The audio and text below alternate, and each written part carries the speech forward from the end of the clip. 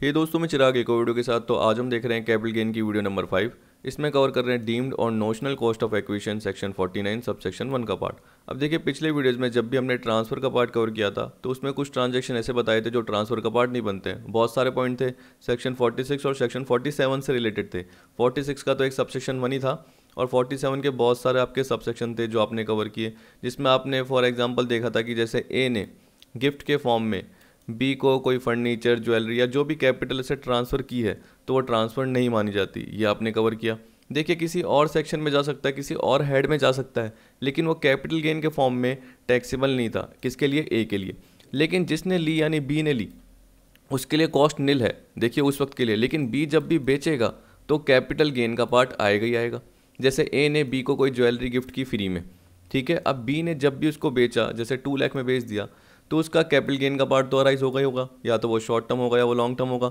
लेकिन इस केस में अब बी के लिए कॉस्ट क्या होगी? जो कि मैं बोल रहा हूँ कि बी के लिए कॉस्ट निल है, लेकिन निल नहीं रहेगी, वही डीम्ड कॉस्ट मानी जाती है। तो बी के लिए डीम्ड कॉस्ट क्या होगी? जो कि प्रीवियस ओनर की कॉस्ट है। तो ए ने जब ज्वेलरी परचेज की थी तो कितने में खरीदी थी? उसको खरीदा था मान के चलिए 80,000 में।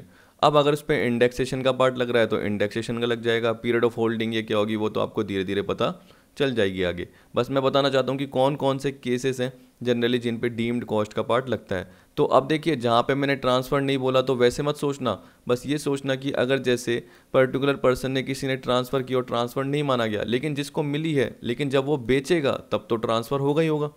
तो जैसे बी को मिली तो आपको पता है कि उस केस में ए के लिए वो ट्रांसफ़र नहीं माना गया, लेकिन बी ने जब भी उसको बेच दिया तब तो वो ट्रांसफ़र कहलाएगा ही कहलाएगा। अब उस पे कितना गेन हुआ वो कैसे निकलेगा? सेल में से कॉस्ट। अब कॉस्ट क्या मानी जाएगी? वो डीम्ड कॉस्ट मानी जाएगी। तो यहाँ पे यही पर्टिकुलर पार्ट है, क्योंकि कई लोग बोलते हैं सर आपने ट्रांसफ़र नहीं माना, फिर आप डीम्ड कॉस्ट भी बोल रहे हो और कैपिटल गेन का पार्ट बना रहे हो। तो मैं किसके लिए बना रहा हूँ? वो सेकंड पार्टी के लिए बना रहा हूँ। और मैं ये बताना चाहता हूँ कि जो सेकंड पार्टी है उसके लिए कॉस्ट क्या होगी, तो वो डीम्ड कॉस्ट के पार्ट में आ रही है, ठीक है। तो यहाँ पे ये बोल रहा है कि डीम्ड और notional cost of acquisition in certain cases stated below, cost of acquisition of the previous owner of the property shall be deem to be the cost of acquisition for the assessee. तो जैसे मेरे case में मैंने क्या बताया कि B के लिए कॉस्ट ऑफ एक्विजिशन क्या होगी? जो ए की कॉस्ट है, तो प्रीवियस ओनर की जो कॉस्ट ऑफ एक्विजिशन है वो असेसी की कॉस्ट ऑफ एक्विजिशन मानी जाएगी। जैसे देखिए, एक एग्जाम्पल दे रखा है यहाँ पे, सबसे पहले यानी पॉइंट दे रखा है ए, एसेट रिसीव्ड ऑन टोटल और पार्शियल पार्टीशन ऑफ एचयूएफ। तो देखिए, एचयूएफ के कर्ता ने अपने मेंबर को क्या कर दी? प्रॉपर्टी यानी पार्टीशन कर दिया और उसका कुछ हिस्सा दे दिया। अब जिस मेंबर को मिली उसने वो प्रॉपर्टी बेच दी। अब उसने बेच दी कितने में? 10 लाख में, ठीक है। अब उसकी कॉस्ट क्या थी? तो जो प्रीवियस ओनर की कॉस्ट थी, मतलब एचएफ के कर्ता की जो कॉस्ट थी, वही असेसी की कॉस्ट मानी जाएगी। सिंपल सा पार्ट। वैसे देखिए, अभी मैंने एग्जांपल बताया आपको, asset received under a gift और विल। तो मुझे गिफ्ट में एसेट मिली, अब मुझे तो फ्री में मिली, लेकिन जिससे मिली उसके लिए क्या क्या कॉस्ट थी, वही मेरे लिए कॉस्ट मानी जाएगी। तो यहाँ पे यही बोल रहा है वो क्या होगी? डीम्ड कॉस्ट होगी। तो asset received under a gift और विल में आपको बताया वसीयत में मिलती है, जैसे फादर ने सन को दी, तो सन को तो फ्री में मिली, सन ने बेच दी तो फ़ायदा होगा, लेकिन उसमें कॉस्ट कितनी लेगा? वो जितनी फादर के लिए कॉस्ट थी। फादर ने उसको कभी ना कभी तो खरीदा होगा, सीधी सी बात, पर उस पर इंडेक्सेशन का पार्ट उस अकॉर्डिंग लग जाएगा। फिर बोल रहा है asset received by succession, inheritance और devolution. Asset receive on dissolution of firm का डिसोल्यूशन हो गया, बीओआई बॉडी ऑफ इंडिविजुअल का हो गया, एओपी का हो गया। तो आपको पता है कि मेंबर्स को मिल गए या पार्टनर्स को जो भी एसेट मिली फर्म के डिसोल्यूशन होने पर, ठीक है। या हम बोल सकते हैं बॉडी ऑफ इंडिविजुअल या एसोसिएशन ऑफ पर्सन, उसके ख़त्म होने पर मेंबर्स को जो भी एसेट मिली है, ठीक। तो ये पार्ट आ गया। फिर asset received on liquidation of company का लिक्विडेशन हो गया।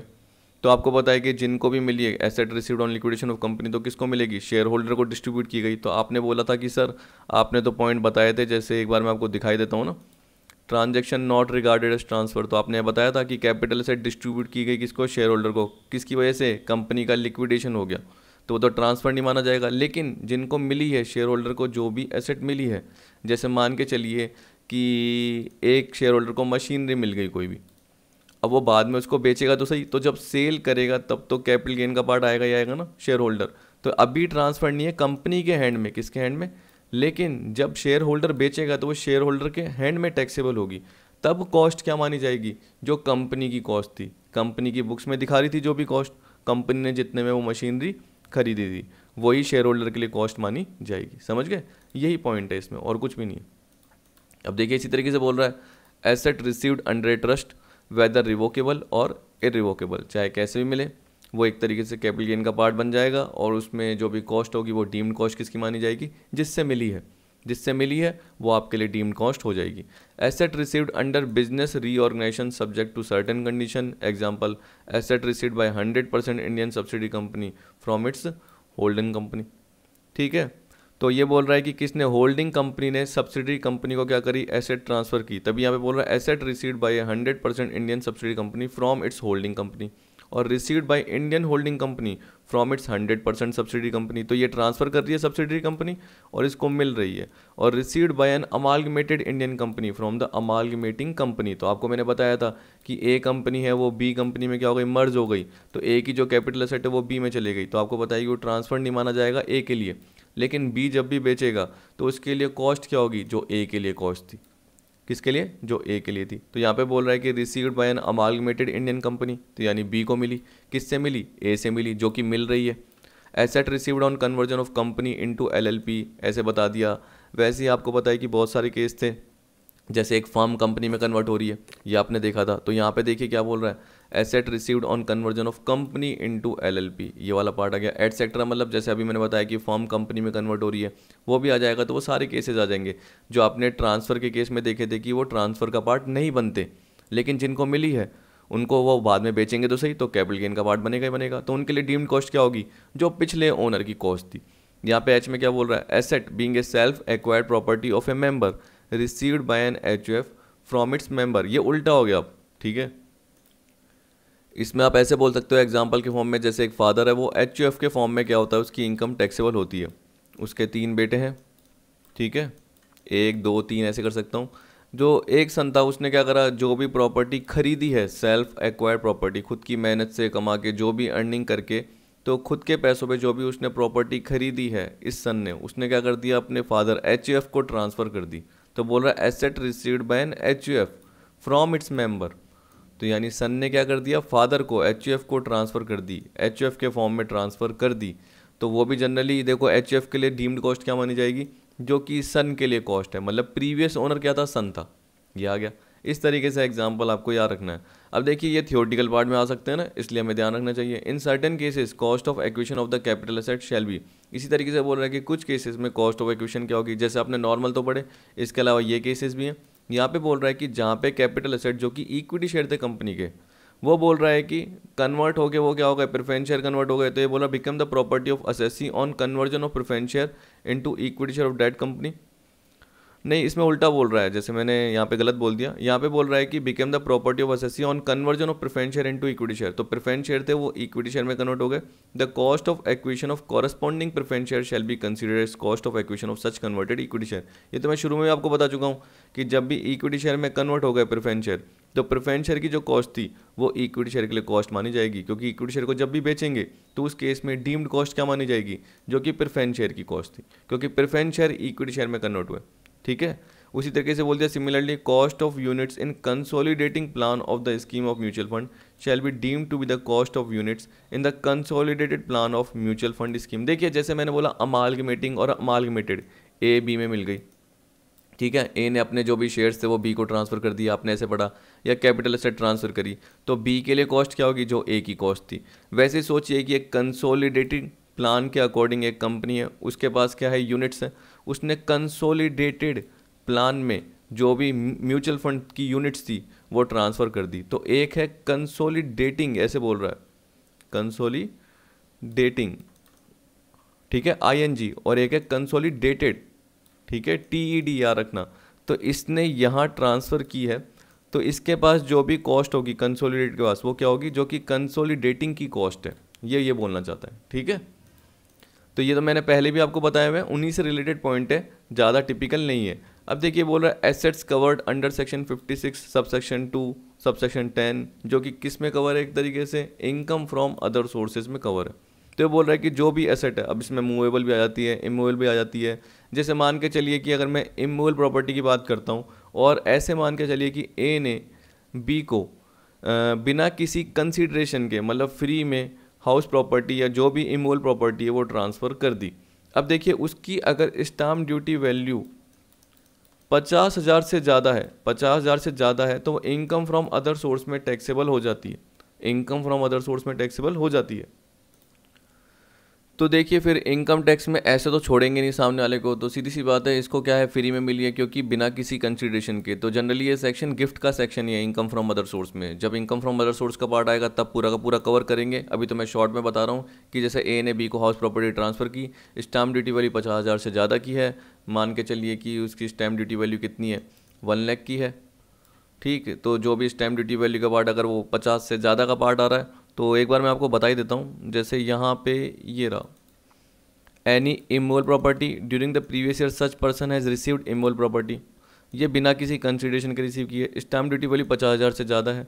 सच asset is a capital asset in the hand of recipient, the stamp duty value of such property shall be considered as income of that previous year. तो जैसे अगर stamp duty value कितनी है, 1 लाख की है, तो 1 लाख टैक्सेबल हो जाएगी। अब वो किस में जाएगी, इनकम फ्रॉम अदर सोर्स में जाएगी, जब हम देखेंगे उस वाले पार्ट में, ठीक है।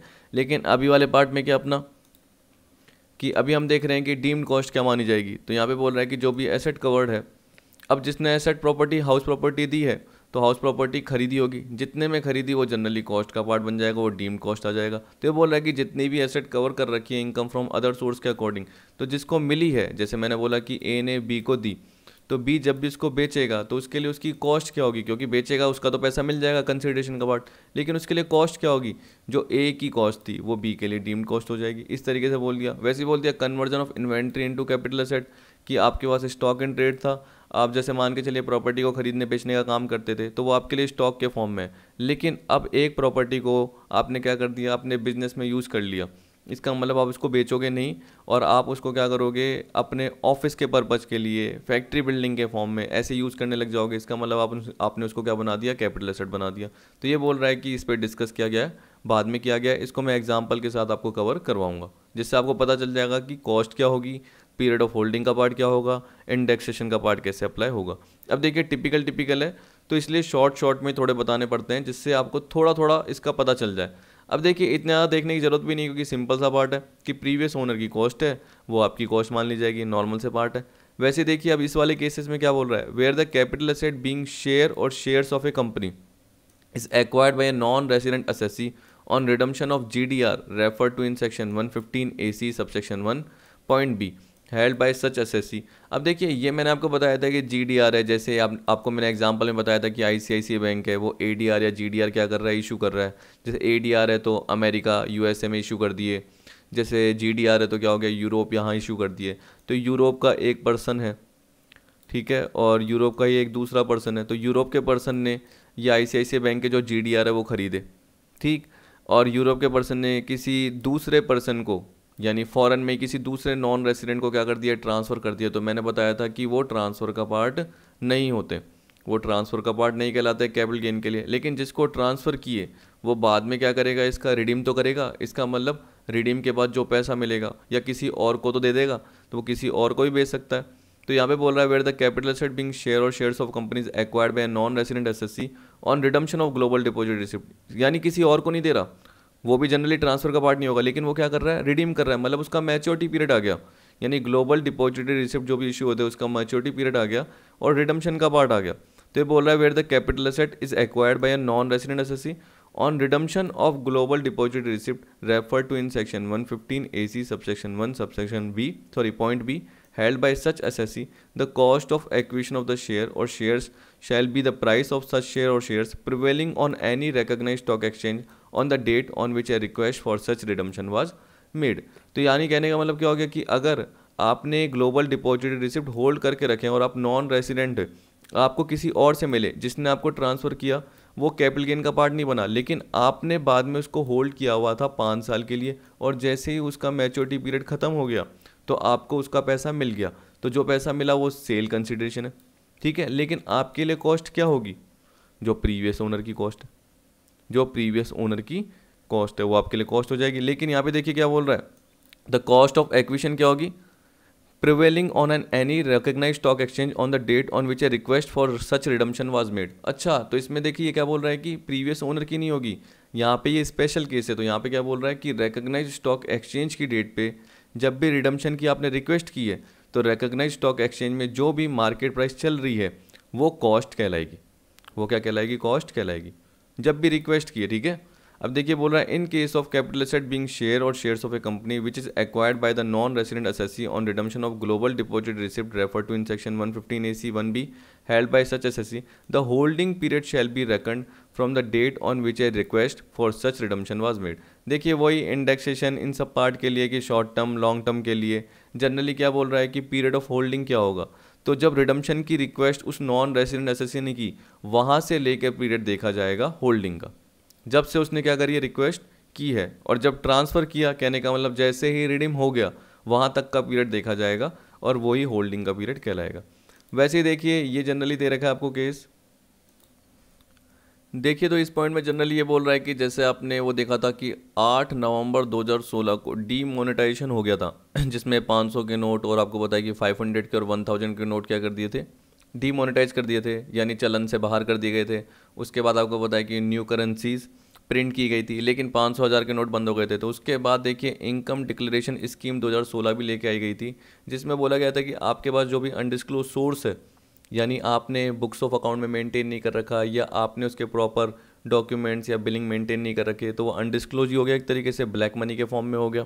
तो अगर आप वो डिस्क्लोज करेंगे, उस पर जो भी टैक्स सरचार्ज पेनल्टी जो भी गवर्नमेंट ने बताई थी स्कीम के अकॉर्डिंग, वो फेयर मार्केट वैल्यू पे कर दोगे, तो वो कैपिटल एसेट की कॉस्ट आपकी क्या मानी जाएगी। तो यहाँ पे यही बोल रखा है कि उसकी कॉस्ट क्या मानी जाएगी, क्योंकि उसको बाद में तो कभी ना कभी बेचोगे। तो ये बोला इन case of capital asset being declared under income declaration scheme 2016, ठीक है, जो एक तरीके से अनडिस्क्लोज सोर्स था, वो आपने डिक्लेयर कर दिया इनकम में कि मेरे पास ये कैपिटल एसेट्स है, ठीक है, उस पर आपने टैक्स सरचार्ज पेनल्टी पे कर दी थी, कह रहा have been paid as per the scheme on the fair market value of asset as on the date of commencement of scheme, जो कि 1 जून 2016 को कमेंस हो गई थी, ये बोल रहा है, ठीक।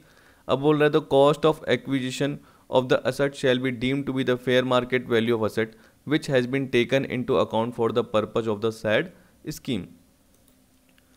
तो देखिए यहाँ पे यही तो बोल रहा है कि कॉस्ट क्या मानी जाएगी, जो कि फेयर मार्केट वैल्यू अपने एसेट की ली हुई है इस पर्टिकुलर स्कीम के लिए, वही आपकी क्या मानी जाएगी, कॉस्ट मानी जाएगी। क्योंकि देखिए अनडिस्क्लोज था, आपने उस पर टैक्स सरचार्ज पेनल्टी पे कर दिया, अब वो तो कोई ऐड नहीं होगा कि आप बोलोगे कि मेरी कॉस्ट कितनी थी, वो यानी फेयर मार्केट वैल्यू कितनी की थी, 50 लाख की थी, उस पर मैंने ये भी पे कर दिया टैक्स सरचार्ज पेनल्टी, तो वो तो देखिए आपको पे करना ही था, क्योंकि वो क्या एक तरीके से आपने अनडिस्क्लोज कर रखा था। लेकिन ये बोल रहा है कि जो फेयर मार्केट वैल्यू है वही क्या मानी जाएगी, कॉस्ट ऑफ एक्विजिशन मानी जाएगी। अब देखिए 1 दे रखा है, तो 1 का पॉइंट ये रहा, इन case of N immovable property declared under the scheme, अगर कोई इमूवेबल प्रॉपर्टी है, कैपिटल एसेट में बहुत सारी आ सकती है, तो इसमें बोल रहा है कि कोई इमूवेबल प्रॉपर्टी है, जैसे बिल्डिंग हो गई, लैंड हो गई, तो बोला the period for which such property is held shall be reckoned from the date on which such property is acquired if date of acquisition is evidence by a deed registered with any authority of a state government. तो सीधी सी बात है, वो registered, जैसे मैंने बोल दिया कि हमारे यहाँ पे जेडी है, जयपुर डेवलपमेंट अथॉरिटी, तो आपको पता है कि उसके थ्रू अगर रजिस्टर्ड है, तो ये बोल रहा है कि उसके लिए कोई ना कोई डीड, कन्वेंस डीड हो गई या सेल डीड हो गई, तो वो एक्वायर की डेट पता है उसमें, तो जब वो पता है तो वहाँ से पीरियड ऑफ होल्डिंग देख ली जाएगी। लेकिन अगर वो एविडेंस नहीं है तो पीरियड ऑफ होल्डिंग कब माना जाएगा, यानी प्रॉपर्टी कब से हेल्ड मानी जाएगी, 1 जून 16 से, क्योंकि बोल रहा है कि स्कीम तब से स्टार्ट हुई थी, कौन सी, इनकम डिक्लेरेशन स्कीम 2016, ठीक। वैसे ही अब आपको F पॉइंट दे रखा है, ये बोल रहा है where the capital asset being a unit of business trust become the property of assessee in consideration of transfer as refer to in section 47(17), the cost of acquisition of asset shall be deemed to be the cost of acquisition to him of the share referred in section 47(17). देखिए अब in part को आपको तभी समझ में आएगा जब आप क्या करोगे कि पिछले पार्ट से लिंक करोगे। जैसे मैंने आपको बताया था कि ट्रांजैक्शन ट्रांसफ़र नहीं माने जाते हैं, चलिए मैं आपको दिखाई देता हूँ, ये आपको पॉइंट दिख रहा है, यही बोल रहा है ये 47(17), ठीक है। तो ये वही पार्ट है जो मैंने आपको बताया था पिछले वीडियोज़ में कि ट्रांजेक्शन ट्रांसफ़र नहीं माने जाते हैं।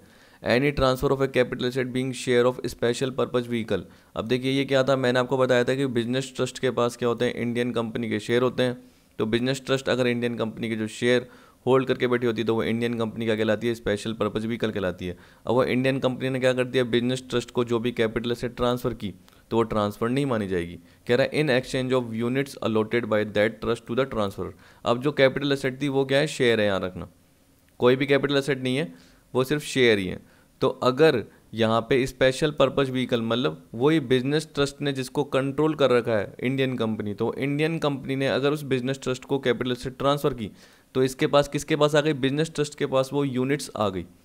ठीक, तो जैसे ही वो यूनिट आगे बोल रहा है कि ये कैपिटल गेन का पार्ट नहीं बनेगी, लेकिन बिजनेस ट्रस्ट के पास आई है तो वो बाद में क्या करेगा, इन यूनिट को कहीं ना कहीं ट्रांसफ़र करेगा, मान के चलो कि इसको बेच देगा, तो उस पर जो सेल का पार्ट आया। फिर कॉस्ट क्या होगी बिजनेस ट्रस्ट के लिए, बिजनेस ट्रस्ट के लिए कॉस्ट क्या होगी, जो कि इंडियन कंपनी के लिए कॉस्ट थी, इंडियन कंपनी के शेयर्स की जो कॉस्ट थी वो बिजनेस ट्रस्ट की कॉस्ट मानी जाएगी। तो जनरली इसमें यही पॉइंट दे रखा है। अब बिजनेस ट्रस्ट का मतलब क्या होता है, यहाँ पे कवर कर रखा है कि बिजनेस ट्रस्ट का मतलब क्या है, आप चाहे पढ़ के देख लीजिए। बोल रहा है where the capital asset being a unit of business trust become the property of the assessee in consideration of transfer as refer to in section 47-17। ठीक है, the cost of acquisition of the asset shall be deemed to be the cost of acquisition to him of the share. तो इसका मतलब cost of acquisition क्या होगी, जो cost of acquisition सामने वाले के लिए थी, तो जो स्पेशल पर्पज व्हीकल के लिए थी वो बिजनेस ट्रस्ट के लिए बन जाएगी। बिजनेस ट्रस्ट का मतलब क्या हो गया, means a trust registered as an infrastructure investment trust और real estate investment trust, the unit of which are required to be listed on a recognized stock exchange in accordance with the regulations made under the security exchange board of India act 1992 and notified by the central government in this behalf. तो देखिए अब क्या है, specific point होता है, बहुत ज़्यादा point होता है, तो इतने ज़्यादा हमें देखने की ज़रूरत नहीं होती, लेकिन हमें बस शॉर्ट में पता करना होता है कि प्रीवियस ओनर की कॉस्ट होगी। तो ऊपर के पॉइंट आपको देख लेने हैं, ज़्यादा डिटेल में जाने की जरूरत भी नहीं होगी। हाँ, पीरियड ऑफ होल्डिंग ये क्या होगा वो जनरली आपको भी पता चल जाएगा। देखिए जैसे बोल रहा है various aspect of section 49 subsection 1 discussed below, cost of acquisition of an asset. अब देखिए क्या बोल रहा है, सिंपल सा पार्ट है कि जहाँ पे cost of acquisition previous owner की पता है तो सीधी सी बात है cost of acquisition of previous owner. जहाँ पे प्रीवियस ओनर की जो कॉस्ट ऑफ एक्विजिशन है कि प्रीवियस ओनर में कितने में खरीदी थी, कोई डॉक्यूमेंट ये नहीं है, अवेलेबल नहीं है, तो अनसर्टेनेबल है, पता नहीं है, तो क्या बोल रहा है, the fair market value of asset on the date on which the previous owner had acquired the same shall be deemed to be the cost of acquisition. तो बोल रहा है कि जिस वक्त प्रीवियस ओनर ने इसको खरीदा था उस वक्त उसकी फेयर मार्केट वैल्यू क्या चल रही थी, वो डीम टू बी कॉस्ट मानी जाएगी। किसके लिए, दूसरे असेसी के लिए जिसको ट्रांसफर हुई, यानी करंट ओनर के लिए। तो करंट ओनर के लिए कॉस्ट क्या है, जो कि प्रीवियस ओनर की कॉस्ट है, पता है तो ठीक है, नहीं पता तो fair market value. Improvement expenditure where capital asset become the property of the assessee by any of the modes specified in section 49 subsection 1। जो ऊपर आपने पॉइंट देखे, गिफ्ट में, विल में, सक्सेशन में, ठीक है, रिवोकेबल इरिवोकेबल ट्रस्ट में, ये बिजनेस ट्रस्ट वाला पार्ट देखा आपने, कंपनीज का पार्ट देखा, अमालगमेटेड, जो भी आपने पार्ट देखे। तो बोल रहा है cost of improvement includes improvement expenditure incurred by the previous owner. तो जो प्रीवियस ओनर ने इंप्रूवमेंट एक्सपेंडिचर इंकर किए हैं तो वो भी आपके इंप्रूवमेंट एक्सपेंडिचर में आएंगे। मतलब जैसे हम कॉस्ट ऑफ इंप्रूवमेंट बोलते हैं ना, एक तो बोलते हैं कॉस्ट ऑफ एक्विजिशन और एक बोलते हैं कॉस्ट ऑफ इंप्रूवमेंट, तो वो कॉस्ट ऑफ इंप्रूवमेंट का पार्ट बनेंगे। अब देखिए बोल रहा है पीरियड ऑफ होल्डिंग, अगर आपको देखना है कि शॉर्ट टर्म कैपिटल एसेट है, लॉन्ग टर्म कैपिटल एसेट है, तो ये बोल रहा है कि period of holding of the previous owner shell be considered. इसका मतलब आपको जब भी मिली हो, लेकिन प्रीवियस ओनर ने जब खरीदी है, जैसे अगर आपको मिली है 2017 में, जैसे मैंने बोल दिया फर्स्ट में 2017 में, तो ये नहीं देखा जाएगा जो प्रीवियस ओनर ने खरीदी थी। तो मान के चलिए कि प्रीवियस ओनर ने उसको 1 अप्रैल 2005 को खरीदा था, तो तब से पीरियड ऑफ होल्डिंग देखा जाएगा, और जब ट्रांसफ़र कर दिया तब तक का, तो तब तक का वो हेल्ड का पीरियड देखा जाएगा और उसके बेसिस पे शॉर्ट टर्म या लॉन्ग टर्म देखा जाएगा। Indexation benefit on cost of acquisition. अब देखिए indexation benefit shall be available from the year when the current owner first held the property. अब आप देखिए पीरियड ऑफ होल्डिंग देख ली किसके लिए, शॉर्ट टर्म लॉन्ग टर्म के लिए, लेकिन इंडेक्सेशन में क्या बोल दिया कि जब भी जो प्रीवियस ओनर ने खरीदा है वो वाला इंडेक्सेशन नहीं देखा, करंट ओनर ने जब खरीदा है, करंट ओनर के बाद जब एसेट आई है वो इंडेक्सेशन देखेंगे। ठीक है, तो देखिए क्या बोल रहा है, index cost of acquisition is equal to cost of acquisition into index of the year in which the asset was first held by the current owner. ये बेस है, ये डिनोमिनेटर है, और न्यूमरेटर में क्या दे रखा है, index of the year of transfer. ये तो आपको पता ही है कि जैसे पिछले साल 1920 में ट्रांसफर हुई, तो आपको पता है कि इसका जो इंडेक्स होता है वो 289 होता है। ये तो साइड में आता ही है इनटू 289, लेकिन ये बताना चाहता है कि जो कॉस्ट है वो तो हमने डीम्ड कॉस्ट मान ली, लेकिन उसके नीचे जो इंडेक्स आ रहा है वो प्रीवियस ओनर ने जब 1 अप्रैल 2005 को हेल्ड की थी वो नहीं है। ठीक है, ऐसा नहीं है, जो करंट ओनर ने जब हेल्ड की थी, तो जैसे करंट ओनर ने 1/5/17 को हेल्ड की, तो आपको पता है कि 17/18 का इंडेक्स आएगा, और करंट ओनर ने उसको 1920 में बेच दिया तो 1920 की सेल वैल्यू आएगी। तो देखिए इसमें क्या है, 3 चीज़ें, सेल वैल्यू आ गई 1920 की, कॉस्ट आ गई प्रीवियस ओनर की, तो कॉस्ट प्रीवियस ओनर की, लेकिन इंडेक्स जो लिया वो कब लिया, करंट ओनर ने जब खरीदा वो वाला इंडेक्स, मतलब 17-18 का इंडेक्स लिया है। बस आपको ऐसे याद रखना है। अब देखिए बोल रहा है indexation benefit on cost of improvement. तो यहाँ पे बोल रहा है कि indexation benefit shall be available from the year when the improvement expenditure incurred whether by current owner और बाय द प्रीवियस ओनर। तो इसमें कोई कॉस्ट ऑफ एक्विजिशन की तरह दिक्कत नहीं है इंडेक्सेशन की। तो इसका मतलब क्या हो गया कि अगर करंट ओनर ने इंप्रूवमेंट किया है तो करंट ओनर का जो भी इंडेक्सेशन का ईयर है जिस साल इंप्रूवमेंट किया है, यानी जिस साल इंप्रूवमेंट की कॉस्ट लगी है। अगर प्रीवियस ओनर ने किया है तो प्रीवियस ओनर ने, जैसे अगर मैं बोल सकता हूँ कि 1 अप्रैल 2005 को ही प्रीवियस ओनर ने इंप्रूवमेंट की कॉस्ट की थी, तो वो नीचे इंडेक्स आ जाएगा कौन सा, 2005-06 का। अगर करंट ओनर ने करी है उसकी 1 अप्रैल 17 को, तो 17-18 का आ जाएगा इंडेक्स ऐसे, और कॉस्ट ऑफ इंप्रूवमेंट आ जाएगी। अब देखिए index of the year of transfer, तो आपको बताइए कि जब बेची है तो उसका इंडेक्स आ जाएगा, उसके हिसाब से आज के हिसाब से वो प्राइस लेवल कंसीडर कर दिया जाएगा और कॉस्ट उस अकॉर्डिंग बढ़ जाएगी।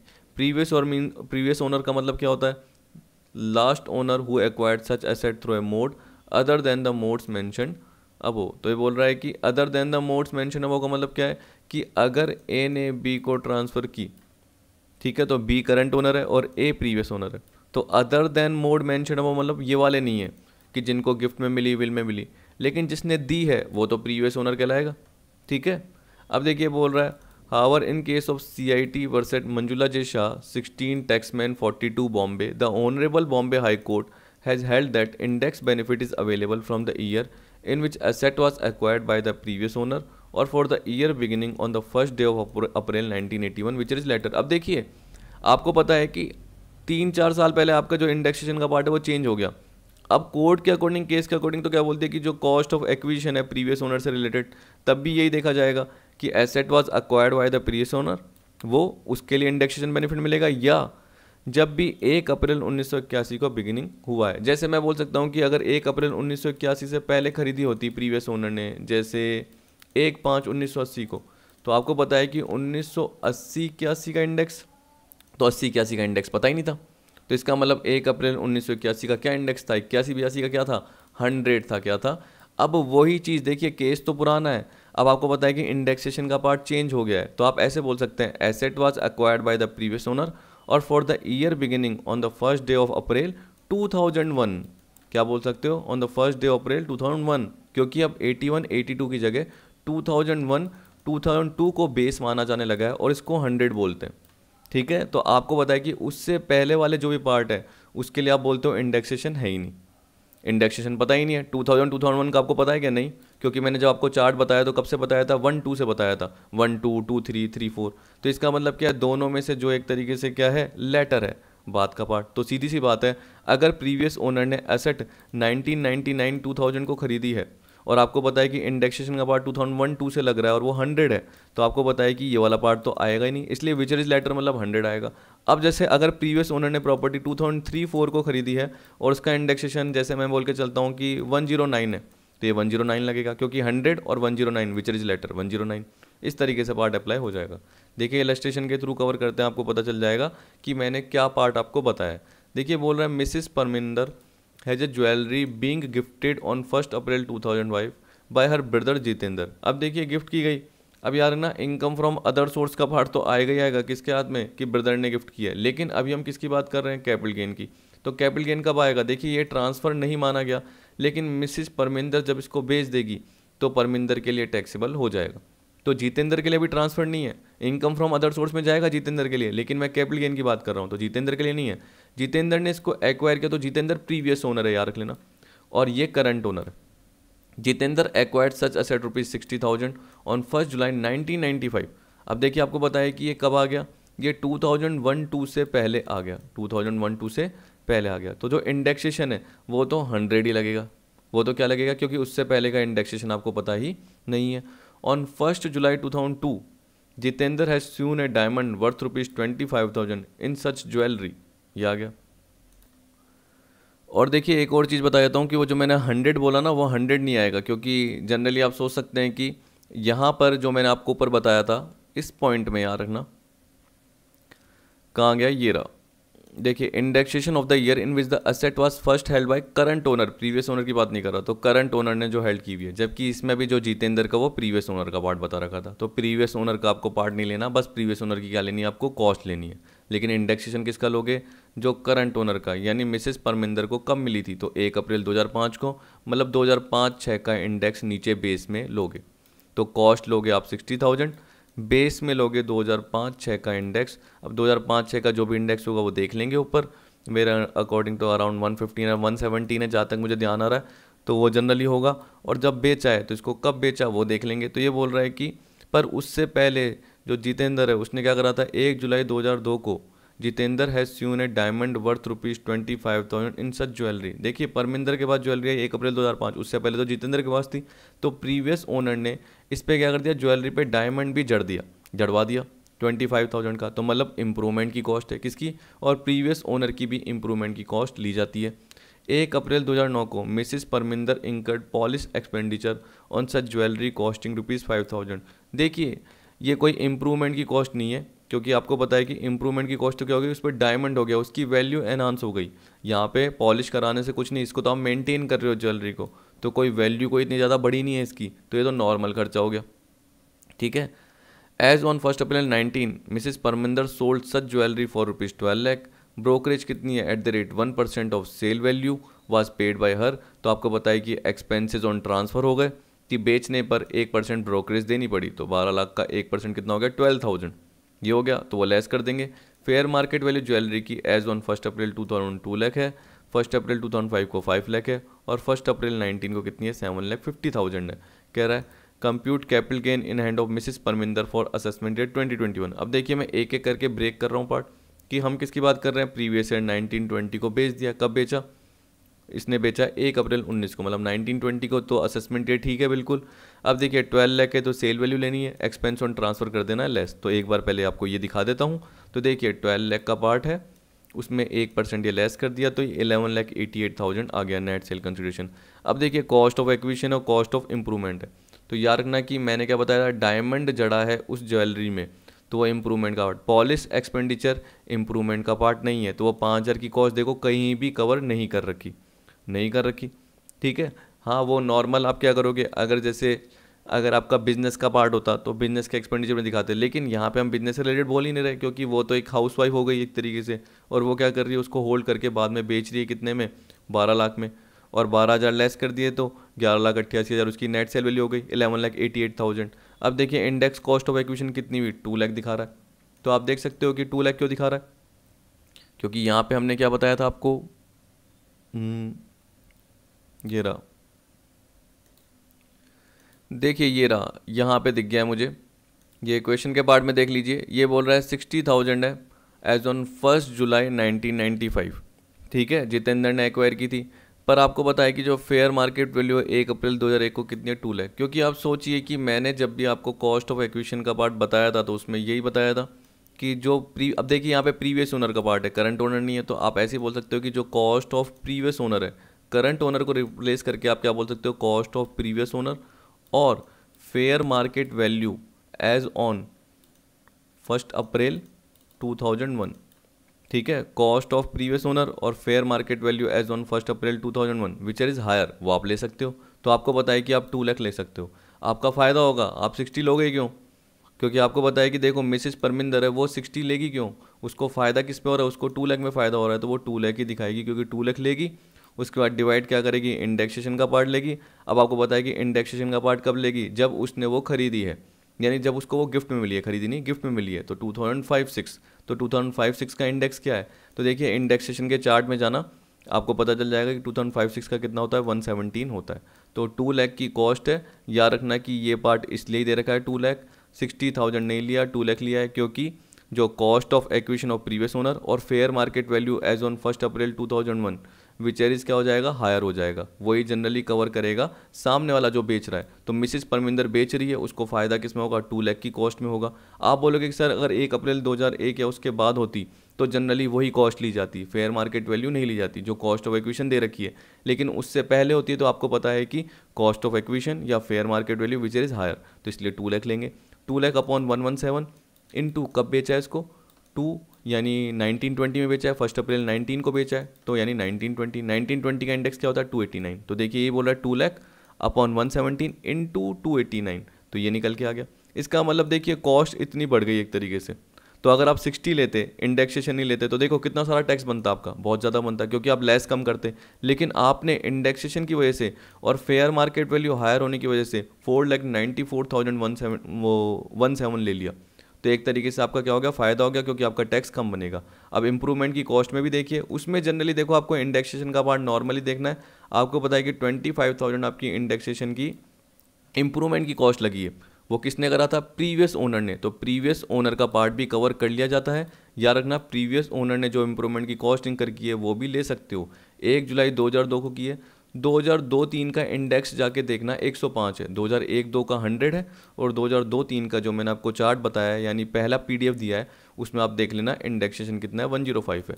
अब इसको बेचा कब था, 1 अप्रैल 19 को। तो इंडेक्सेशन कितना आएगा आपका, 289 आ जाएगा। तो आप देख सकते हो 25,000 अपॉन 105 इंटू 289, ये आ गया। तो देखिए 68810 हो गई। तो देखिए पहले 25,000 थी बिना इंडेक्सेशन के, लेकिन इंडेक्सेशन लगने से ये हो गई कॉस्ट। तो इसका मतलब टोटल मिला के कॉस्ट ये हुई 1188 में, ये लेस होंगे, तो लॉन्ग टर्म कैपिटल गेन इतना ही बनेगा। तो लॉन्ग टर्म कैपिटल गेन कम हो गया एक तरीके से, जो कि ज़्यादा बन सकता था। अब देखिए यहाँ पे बोल रहा है कि सर्टेन केसेस में इंडेक्सेशन बेनिफिट आप अवेल नहीं कर सकते, चाहे वो लॉन्ग टर्म कैपिटल एसेट भी हो। कहने का मतलब अगर लॉन्ग टर्म कैपिटल एसेट को ट्रांसफर करते हैं तो आपको पता है कि अभी जैसे हमने इंडेक्सेशन का बेनिफिट देखा, लेकिन कुछ केसेस में इंडेक्सेशन बेनिफिट नहीं मिलता, चाहे वो लॉन्ग टर्म कैपिटल एसेट भी हो। तो देखिए क्या बोल रहा है, डिबेंचर्स और bonds. In case of transfer of bonds or debentures other than capital index bond issued by government or sovereign gold bond issued by RBI under the sovereign gold bond scheme 2015। अब देखिए बोला other than, इसका मतलब क्या हो गया कि generally in दोनों पे इंडेक्सेशन का पार्ट लगेगा, लेकिन इसके अलावा जो भी बॉन्ड्स या डिबेंचर है उस पे इंडेक्सेशन का पार्ट नहीं लगेगा। यानी जितना सेल किया उसमें जो लेस कर दिया कॉस्ट, इंडेक्सेशन डिवाइड इनटू करके 289 ये करने की जरूरत नहीं है। ठीक है, तो ट्रांसफ़र का इंडेक्स और जब ओनर थे आप तब का इंडेक्स वो देखने की ज़रूरत नहीं है, लेकिन इस पे देखना पड़ेगा कैपिटल इंडेक्स बॉन्ड पे, और सॉवरेन गोल्ड बॉन्ड पे भी देखना पड़ेगा इंडेक्स, और बाकी किसी बॉन्ड डिबेंचर पे देखने की ज़रूरत नहीं है। Slump sale, transfer of an undertaking और division in a slump sale, section 50B discuss later in this chapter. फिर भी देखिए मैंने आपको क्या करा था, जब भी BNP का पार्ट बताया था उसमें इसका फॉर्मेट बता दिया था, तो तब भी हमने इंडेक्सेशन का पार्ट कवर नहीं किया था। तो इंडेक्सेशन का पार्ट कवर करने की जरूरत नहीं है। स्लम सेल जानते हो, आपको पता है कि क्या करते हैं, आपकी अंडरटेकिंग है, आपके पास पता है कि 4 यूनिट है, जैसे आपका क्लोथ्स का काम भी है, फर्नीचर का काम भी है, स्टील का काम भी है, और मान के चलिए टॉयज़ का काम भी है। ऐसे 4 पर्टिकुलर प्रोडक्ट में आप डील करते हो, 4 आपकी अलग अलग डिवीजन है। एक डिवीजन आपने बेच दी क्योंकि लॉस में चल रही थी, तो आपने बेच दिया पूरा का पूरा पार्ट एक डिवीजन का। तो उस केस में बोल रहा है कि जो गेन होता है वो कैसे अराइज होता है, तो वो देखेंगे। वैसे तो मैंने क्या करा था, उसका फॉर्मेट आपको PGBP में कवर करवा दिया था। फिर देखिए बोल रहा है equity share and equity oriented fund refer to in section 112A discuss later in this chapter. वही बाद में इसका एग्जांपल आएगा, certain transaction by a non resident. अब ये जितने भी है ना बाद में डिस्कस करेंगे, क्यों, क्योंकि देखिए क्या है कि यहाँ पे कवर कराने की इनकी जरूरत नहीं थी, बस आपको बताना था। तो एग्जाम में क्या होगा, देखो अब मैंने बोला डिस्कस करेंगे, तो इसका मतलब क्या, इसका एग्जाम्पल ये कवर होगा, थ्योरेटिकल पार्ट ज़्यादा होगा, लेकिन आपको इतना ज़्यादा देखने की जरूरत ही नहीं है। आपको बस मेन पॉइंट क्या कवर करने कि कौन कौन से पार्ट पे इंडेक्सेशन का पार्ट अप्लाई नहीं होता। तो आप क्या बोलोगे, डिबेंचर बॉन्ड किन को छोड़ के, कैपिटल इंडेक्स बॉन्ड और सॉवरेन गोल्ड बॉन्ड को छोड़ के। स्लम सेल पे लगेगा, स्लम सेल पे इंडेक्सेशन नहीं होगा, यानी कहने का मतलब equity share equity oriented fund को ट्रांसफर कर रहे हैं, तो बेचने पर जो भी पार्ट आएगा उसकी कॉस्ट देखेंगे, तो इंडेक्सेशन का पार्ट नहीं लगाएंगे। Certain transaction by a non resident, ये बोल रहा है in case of non resident capital gain arising on transfer of shares in और debentures of an Indian company acquired in foreign currency, it will be computed as per first proviso to section 48. Further, in case of transaction under section 115AB, 115AC, etc., index benefit is not available. Transfer of global depository receipt, transfer of GDR, purchase in foreign currency by a resident individual being employee of an Indian company. अब देखिए क्या बोल रहा है कि ये बोल रहा है transfer of GDR, purchase in foreign currency. तो GDR है जो फॉरेन करेंसी में परचेज किया, किसने, नॉन रेसिडेंट की बात नहीं कर रहे हैं हम, किसकी बात कर रहे हैं, रेसिडेंट इंडिविजुअल ने, जो कि एक इंडियन कंपनी का एम्प्लॉय था। तो उस केस में भी बोल रहा है कि इंडेक्सेशन का पार्ट नहीं लगेगा। अब टैक्सेबल तो होगा लेकिन इंडेक्सेशन का पार्ट नहीं लगेगा, चाहे वो लॉन्ग टर्म कैपिटल एसेट भी हो जाते हैं। अब देखिए यहाँ पे बोल रखा है, जैसे एक एग्जांपल के फॉर्म में, Miss Isha has 1010% debenture of X Limited acquired on 17 April 2019 for ₹120 each. तो आप देख सकते हैं 1000 इंटू 120 कॉस्ट कितनी हो गई, 1,20,000। अब आप बोलोगे कि सर 17 अप्रैल 2009 को खरीदें, अगर इसको बाद में बेचेंगे यानी इसके 36 महीने उससे ज़्यादा हो जाएंगे। या बोला सर आपने तो क्या बताया था शेयर डिवेंचर पे जो एक्सेप्शन का पार्ट बताया था उसमें तो आपने 12 मंथ बताया था और एक 24 मंथ का बताया था, तो जनरली वो कवर हो जाता है। तो उस केस में आप क्या बोलोगे सर इंडेक्सेशन का पार्ट लगेगा, ये तो लॉन्ग टर्म हो गया। लेकिन डिवेंचर बॉन्ड पे आपके लॉन्ग टर्म कैपिटल एसेट पे इंडेक्सेशन का पार्ट नहीं लगता। तो ये बोल रहा है as on 1 February 2020 she sold such asset for ₹1,45,000, तो बेच दिया। ब्रोकरेज कितनी पे करी सेल वैल्यू पे 0.5% यानी 0.50, तो 1,45,000 का 0.50% आता है 725, ये लेस किया तो नेट सेल वैल्यू कितनी आ गई। कंप्यूट कैपिटल गेन, अब देखिए क्या बोल रहा है कॉस्ट ऑफ एक्विजिशन है वो सीधा 1,20,000 कर दिया, चाहे वो लॉन्ग टर्म कैपिटल एसेट थी इंडेक्सेशन नहीं लगा और डायरेक्ट ही 120 लेस किया है, इंडेक्सेशन का पार्ट नहीं किया। ठीक, तो एक तरीके से क्या हो गया आपका नुकसान हो सकता है, क्यों? क्योंकि 120 ही आपने लिया और उसको इंडेक्सेशन के फॉर्म में कवर नहीं करा क्योंकि इनकम टैक्स एक्ट में ये मना है। तो उस बेसिस पे आपका क्या होगा टैक्स का पार्ट भी यानी गेन का पार्ट ज़्यादा बनेगा और टैक्स का पार्ट भी आपको देना पड़ेगा। क्या पता अगर इंडेक्सेशन लेते तो उस केसेस पे क्या होता आपका कॉस्ट ज़्यादा बनती तो आपका गेन कम बनता और टैक्स कम देना पड़ता। लेकिन यहाँ पे क्या हुआ इंडेक्स आप ले ही नहीं सकते क्योंकि मना है प्रोविजन के अकॉर्डिंग। तो बोल रहा है दो the asset is sold asset sold is long term capital asset, still indexation shall not be applicable as indexation benefit is not available on transfer of debentures। तो बॉन्ड्स और डेबेंचर्स के transfer पे indexation का part available नहीं है। फिर देखिए आपको दे रखा है नोशनल सेल्स कंसिडरेशन, अब देखिए इनके पार्ट भी आगे डिस्कस करेंगे, लेकिन यहाँ पे क्या बोल रहा है कि पर्टिकुलर इन केसेस पे नोशनल सेल वैल्यू मानी जाती है ना कि एक्चुअल सेल्स वैल्यू। ठीक है, यानी ओरिजिनल या एक्चुअल सेल्स वैल्यू को नहीं देखा जाता, नोशनल सेल वैल्यू को देखा जाता है। तो सबसे पहले दे रखा है सेक्शन 45 सबसेक्शन 1 है, इसको मैंने अलग से भी कवर किया है, ये भी मैंने अलग से कवर किया है।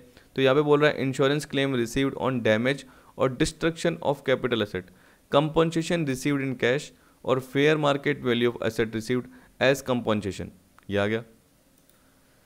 तो देखिए इसमें भी बहुत सारे प्रोविजन है यानी बहुत सारे अंदर पार्ट हैं थ्योरेटिकल, तो उसके अलावा मैंने इसका एग्जांपल भी कवर किया है, तो वो तो बाद में कवर करेंगे। अभी बस हमें क्या देखना है कि इसकी सेल वैल्यू क्या मानी जाएगी। तो बोल रहा है कि जो भी कंपनसेशन कैश में मिला है क्योंकि वो कैपिटल एसेट डैमेज हो गई डिस्ट्रक्ट हो गई जिसकी वजह से इंश्योरेंस कंपनी ने क्या करा क्लेम दिया, तो जो भी क्लेम मिला है या fair market value as on date of receipt of asset received as compensation, तो नॉर्मली वो कैश में कंपनसेशन होता है ना वही लिया जाता है। फिर 45 subsection 2 conversion of capital asset into stock in trade, अब देखिए उल्टा है, कैपिटल एसेट क्या हो गई स्टॉक इन ट्रेड में कन्वर्ट हो गई। तो आपको पता है कि कैपिटल एसेट की जब कन्वर्ट हुई उस वक्त फेयर मार्केट वैल्यू क्या चल रही थी, तो fair market value of the asset as on date of such conversion. फिर 45 subsection 3 transfer of capital asset by a partner member to firm AOP BOI as capital contribution. देखिए सीधी बात है, पार्टनर मेंबर के पास कोई कैपिटल एसेट है वो अपनी कैपिटल कंट्रीब्यूट कर रहा है, जैसे कैश में कैपिटल लेके आता है तो कैश की जगह क्या कर रहा है वो कोई ना कोई अपनी प्रॉपर्टी मशीनरी या जो भी उसके पास कैपिटल एसेट पड़ी है वो ट्रांसफर कर रहा है किसको फर्म को। पार्टनर क्या कर रहा है फर्म को, मेंबर क्या कर रहा है एओपी को या बीओआई को, किसके फॉर्म में कैपिटल कंट्रीब्यूशन के फॉर्म में। तो एओपी बीओआई फर्म ने अपनी बुक्स ऑफ अकाउंट में उस अमाउंट को जो रिकॉर्ड किया उस कैपिटल एसेट को जो रिकॉर्ड किया है वो जनरली क्या मानी जाएगी फेयर मार्केट वैल्यू मानी जाएगी। ठीक है, transfer of capital asset by a firm, यानी या ये भी बोल सकते हो याद रखना कि फेयर मार्केट वैल्यू मतलब सेल वैल्यू मानी जाएगी, नॉशनल सेल वैल्यू बोल रहे हैं ना, deemed value of consideration. Transfer of capital asset by a firm AOP BOI to partner member by way of distribution on its dissolution. अब देखिए यहाँ पे तो क्या है कि पार्टनर नया आ रहा है, मेंबर क्या हो रहा है एओपी को ज्वाइन कर रहा है बीओई को ज्वाइन कर रहा है, तो वो अपना कैपिटल कंट्रीब्यूट कर रहा है। यहाँ पे फर्म बंद हो रही है, यहाँ पे एओपी बीओई डिस्क्लोज हो रही है, ठीक है, डिसकंटिन्यू हो रही है, कहने का मतलब खत्म हो रही है, डिसोल्यूशन हो रहा है मतलब समाप्त हो रही है, एंड हो रहा है। तो उस बेसिस पे पार्टनर या मेंबर को जो भी कैपिटल एसेट मिलेगी तो उसकी सेल वैल्यू क्या मानी जाएगी, तो बोल रहा है fair market value of the asset on the date of transfer, सबसे सिंपल। फिर देखिए asset received by share holder on liquidation, तो आपको मैंने ये बताया, देखिए मैंने तो आपको पहले भी बताया मैं बीच बीच में पार्ट, पर यहाँ पे वहाँ पे मैंने क्या बताया था कि वो ट्रांसफ़र का पार्ट नहीं होता जो भी एसेट रिसीव्ड होती है। लेकिन यहाँ पे देखिए क्या बोल रहा है asset received by share holder on the liquidation, तो वो किसके बिहाफ पे ट्रांसफ़र नहीं होता, वो किसके बिहाफ पे नहीं होता, वो कंपनी के बिहाफ पे नहीं होता, क्योंकि कंपनी क्या कर रही है शेयर होल्डर को कैपिटल एसेट डिस्ट्रीब्यूट करती है, तो कंपनी के लिए वो ट्रांसफ़र नहीं होता, लेकिन जिनको मिल रही होती है वो बाद में तो बेचेंगे। तो बोल रहा है मनी सो रिसीव्ड और the market value of other asset on the date of distribution as reduced by the amount assessed as dividend under section 2 subsection 22 point C। अब देखिए इसमें जो जनरली दे रखे हैं तो आपको इसी तरीके से कवर कर लेने हैं, लेकिन फिर भी अगर मुझे टाइम मिला तो इसका अलग से एग्जाम्पल भी कवर जरूर करवाऊंगा। ऐसे क्या क्योंकि क्या है कि जैसे आप ऊपर वाले पार्ट देखोगे ये वाले, इसका मैंने एग्जाम्पल कवर किया है, आगे आपको मिल जाएगा, इसका मिल जाएगा, शायद इसका भी मिल जाएगा, लेकिन जरूरी नहीं कि सारे पॉइंट का मिले, क्योंकि हमें मल्टीपल चॉइस क्वेश्चन के हिसाब से देखने पड़ते हैं, न कि हमें बड़े बड़े न्यूमेरिकल क्वेश्चन के अकॉर्डिंग देखने पड़ते हैं, क्योंकि यहाँ पर जब टेक्स्ट का पार्ट आता है तो थियोरटिकल पार्ट ज़्यादा आता है। फिर भी मैं आपको क्वेश्चन के थ्रू पूरा समझाने की कोशिश करता हूँ। जैसे अभी मैंने एग्जाम्पल कवर किया आपको डिबेंचर से रिलेटेड, उससे पहले मैंने ज्वेलरी का एग्जांपल कवर किया, ताकि आपको पता चल जाए कि कॉस्ट ऑफ एक्विजिशन का पार्ट क्या आएगा, इंडेक्सेशन का पार्ट क्या एप्लीकेबल होगा, जिससे जो थ्योरेटिकल पार्ट पढ़ रहे हो तो साथ में आपको उसकी न्यूमेरिकल अप्रोच भी पता चल सके, क्योंकि तभी जाके थ्योरी और अच्छे ढंग से समझ में आती है। अब देखिए वैसे बोल रहा है first provision to section 48 share debenture or warrant transferred by the employ by way of gift or under an irrevocable trust. तो ये बोला शेयर डिबेंचर्स, शेयर्स, डिबेंचर्स और वारंट, तो ये शेयर्स हैं, डिबेंचर्स हैं, शेयर वारंट्स है, transferred by the employ by way of gift or under an irrevocable trust, market value of asset as on date of such transfer. तो सब में market value दे रखी है, लेकिन जहाँ पे आपको पता है कि कैश मिल रहा है तो वहाँ पे क्या बोल रहा है, मनी रिसीव्ड। अगर आपने यहाँ पे देखा ऊपर तो क्या बोल दिया, कंपनसेशन रिसीव्ड इन कैश। नहीं तो सब सारे केस में क्या आपकी फेयर मार्केट वैल्यू ही कंसीडर कर रखी है। अब देखिए बोल रहा है कि सेक्शन 50C, अब देखो इसका पूरा अलग से पार्ट आएगा, जो कि जनरली एक तरीके से क्या हो गया, इमूवेबल प्रॉपर्टी के केस में होता है। तो यहाँ पे बोल दिया transfer in case of land और बिल्डिंग और बोथ, ये पूरा पार्ट अलग से आएगा, इसका मैं एग्जांपल भी कवर कराऊंगा। तो बोल रहा है value determined for payment of stamp duty if consideration declared by the assessee is less. अब आपको अभी समझ में नहीं आएगा, लेकिन यहाँ पे क्या बोल रहा है कि value determined for payment of stamp duty if consideration declared by the assessee is less. अब उसमें गैप होता है कि 50,000 का गैप होना चाहिए या बिना कंसीडरेशन के तो क्या होगा, कंसीडरेशन के साथ है तो क्या होगा, तो आपको सेक्शन 50C में ही पता चलेगा। Detail study shall be made in the respective section later in this chapter, further aforesaid list is not exhaustive. इसका मतलब ये खत्म होने वाली नहीं है, इसके अलावा और पार्ट भी इसमें ऐड हो सकते हैं टाइम टू टाइम, तो ये एग्जॉस्टिव नहीं है। इसके अलावा और पार्ट भी आ सकते हैं जिसमें नॉशनल सेल्स कंसीडरेशन लिया जा सकता है, न कि एक्चुअल सेल्स कंसीडरेशन। ठीक है, अब लास्ट पार्ट ये भी देख लेते हैं और अपना आज का पार्ट खत्म। ये बोल रहा है treatment of advance money received and forfeited. ये बोल रहा है कि with effect from assessment year 15-16, मतलब प्रीवियस ईयर 14-15 भी बोल सकते हो। तो ये बोल रहा है with effect from assessment year 15-16 any sum of money received as an advance or otherwise in course of negotiations for transfer of capital asset shall be taxable as income from other source. तो वो कब income from other source में taxable होगा, अगर if such sum is forfeited, अगर ये sum जब्त कर दिया गया and the negotiations do not result in transfer of such capital asset. देखिए इसमें आप ऐसे बोल सकते हो, एग्जाम्पल के थ्रू आपको समझ में आ जाएगा कि मान के चलिए ए नाम का एक पर्सन है, उसके पास कोई प्रॉपर्टी थी, वो बी को क्या कर रहा है, बेच रहा है, ट्रांसफर कर रहा है, अभी बेचा नहीं है, ट्रांसफर कर रहा है। तो उसके बदले में बी ने क्या कर दिया, ए को एडवांस दे दिया। तो एडवांस किसको मिला, ए को मिला। ठीक है, अमाउंट किसको मिला, मनी किसने रिसीव करा, ए ने रिसीव करा। अब देखिए ए ने एक तरीके से मोहलत दे दी कि हाँ, या बी ने क्या बोल दिया कि मैं इसको 2 महीने में ख़रीद लूँगा। तो अब क्या हो गया कि 2 महीने का पूरा वक्त बीत गया, टाइम बीत गया, और जो एग्रीमेंट है वो पूरा नहीं हो पाया, और बी क्या है, पेमेंट नहीं कर पाया। जो भी अमाउंट है, बाकी अमाउंट है प्रॉपर्टी का, वो नहीं, क्योंकि बी ने ए को एडवांस दे दिया था 50,000, और मान के चलिए कि बाकी जो भी अमाउंट है, जैसे 10 लाख का अमाउंट था तो 50,000 दे दिया, बाकी 9,50,000 वो नहीं दे पाया बी। तो इस केस में ए ने क्या कर दिया, जो इसका अमाउंट है वो फॉरफिट कर दिया, ए ने बी को वापस से लौटा ही नहीं। तो ए के पास एक तरीके से पार्ट आ गया। अब पहले क्या होता था कि जनरली जो एसेट की कॉस्ट है ना, उसमें से लेस हो जाता था। एसेट की कॉस्ट या WDV बोलते थे ना, या फेयर मार्केट वैल्यू, जैसा भी केस है, उसमें से जनरली ये लेस हो जाता था। जैसे कोई डेप्रिशिएबल एसेट है तो आपको पता है कि WDV में से लेस हो जाएगा, या आपने कोई एसेट खरीदी है तो उसकी कॉस्ट पता है तो कॉस्ट में से लेस हो जाएगा, या फेयर मार्केट वैल्यू, उसमें से जनरली ये लेस हो जाता था। ठीक है, लेकिन अब क्या होता है, जो कि असेसमेंट ईयर 15-16 से एप्लीकेबल हुआ है, कि ये इनकम फ्रॉम अदर सोर्स में चले आएगा सेक्शन 56 सबसेक्शन 2.9 के अकॉर्डिंग। तो इसको फॉरफिट मान लिया जाएगा कि ये जब्त कर लिया सामने वाले ने, और नेगोशिएशन जो भी हो उसके थ्रू ट्रांसफ़र का पार्ट नहीं हुआ। इसका मतलब आपने अपनी कैपिटल एसेट ट्रांसफ़र नहीं की, क्यों, क्योंकि एग्रीमेंट ही पूरा नहीं हुआ, सामने वाले ने आपको अमाउंट ही पे नहीं करा पूरा, तो इसलिए तो आपने क्या कर दिया, उसको फॉरफिट कर दिया। तो बोल रहा है फॉरफिट किया एंड बोल रहा है ट्रांसफ़र नहीं हुआ।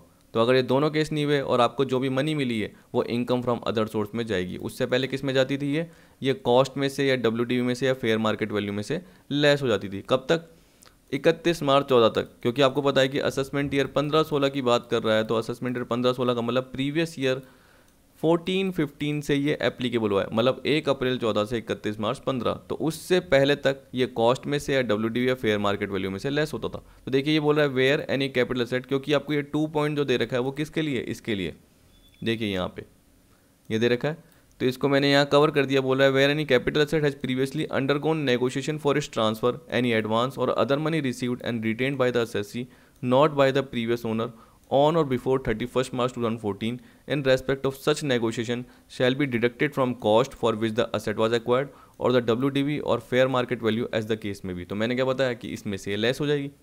ठीक, अब टैक्स पॉइंट में क्या दे रखा है, where any sum of money. Tax point का मतलब क्या है, थोड़ा सा इसको एक्सप्लेन कर दिया कि इसका मतलब क्या था, कि where any sum of money received as an advance or otherwise in course of negotiation for transfer of capital asset has been included in total income of the assessee for any previous year as per section 56(2)(9। इसका मतलब क्या है, वही बोल रहा है कि अगर फॉरफिट कर दिया तो जो कैपिटल एसेट की नेगोशिएशन होती लेकिन नहीं हो पाई, ट्रांसफर नहीं हो पाई, तो आपकी वो इनकम फ्रॉम अदर सोर्स का पार्ट बन गई इस सेक्शन के अकॉर्डिंग। ठीक है, then such sum shall not be deducted from the cost for which the asset was acquired or written down value or fair market value as the case may be in computing the cost of acquisition। तब ये capital gain के अंदर cost of acquisition के form में नहीं आएगी कि cost of acquisition में से लेस हो जाएगी, तो वो लेस करने की ज़रूरत नहीं है, क्योंकि आपने इसको क्या कर दिया, इनकम के फॉर्म में ये दिखा दिया। ठीक है, then such sum shall not be deducted, क्योंकि असेसमेंट ईयर आ गया 15-16 से ये पार्ट। अब ये बोल रहा है treatment of compensation paid by the transferor, तो देखिए थोड़ा पार्ट है, मेरे हिसाब से ये ट्रीटमेंट ऑफ कंपनसेशन भी देख लेते हैं, क्योंकि उसके बाद तो जो दे रखा है वो computation of capital gain in certain cases they रखा है, जो कि अभी हमने ऊपर दे रखे थे ये वाले पार्ट, ये 45(1)(a), 45(2), 45(3), जो कि ये पार्ट हम देख रहे थे। तो इसी को हम क्या करेंगे, अगली वीडियो से कवर करेंगे।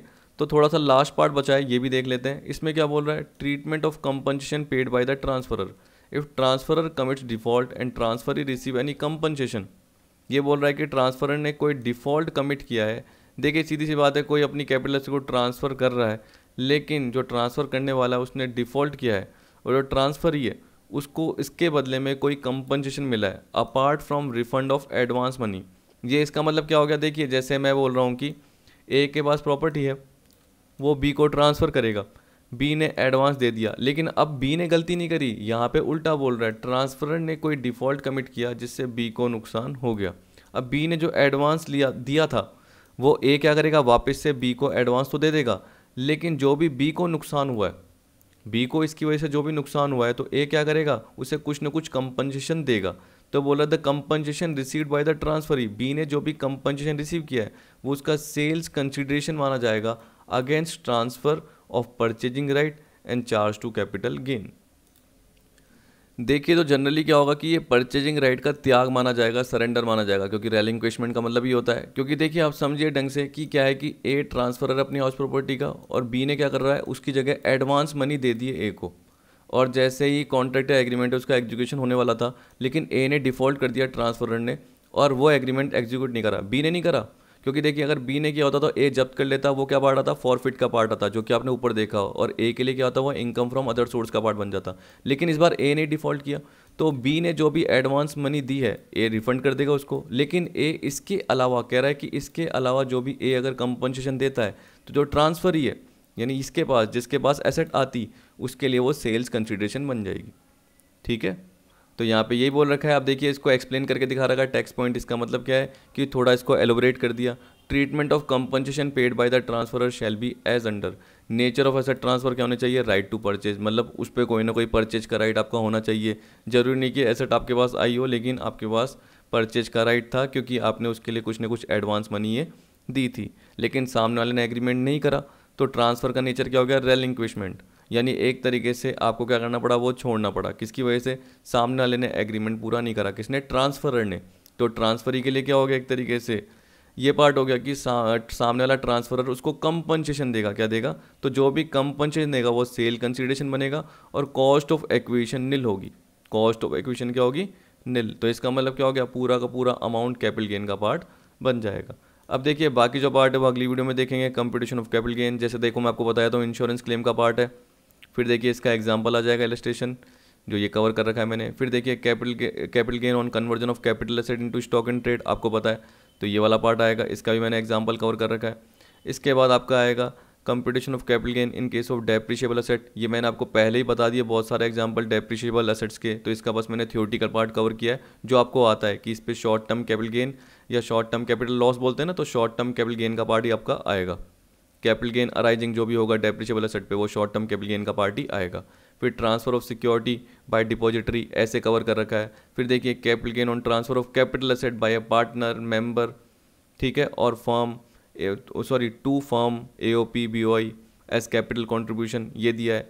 वैसे ही आपका फिर आ गया अगला part capital gain on transfer of capital asset by a firm, उल्टा हो गया। तो जब कैपिटल कंट्रीब्यूशन के फॉर्म में, जब डिसोल्यूशन के फॉर्म में, तो क्या पार्ट आएगा। जरूरी नहीं कि मैंने एग्जांपल सारे कवर कर रखे हैं, लेकिन मोस्टली मैंने एग्जांपल कवर कर रखे हैं। देखिए capital gain on transfer by way of compulsory acquisition, government क्या करती है, आपकी प्रॉपर्टी को एक्वायर कर लेती है, उसमें क्या पार्ट आएगा क्या पार्ट नहीं आएगा वो आपको अगली वीडियो में पता चल जाएगा। ठीक, तो आई होप आपको आज की वीडियो पसंद आई होगी। वीडियो देखने के लिए थैंक यू।